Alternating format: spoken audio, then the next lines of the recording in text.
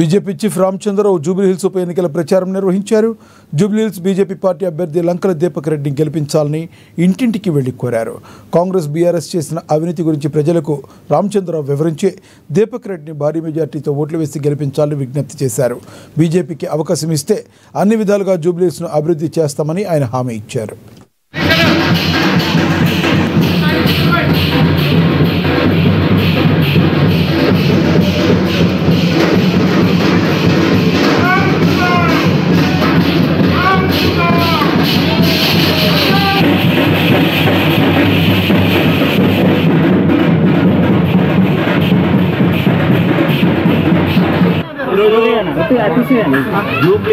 ఎర్రగడ్డ డివిజన్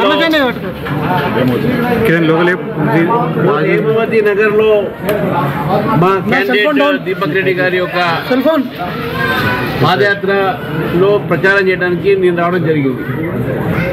ఈ యొక్క హేమావతి నగర్ లో బస్తీలో ఉన్నటువంటి ప్రజలందరూ కూడా మా ఒక అభ్యర్థిని స్వాగతిస్తూ ఉన్నారు.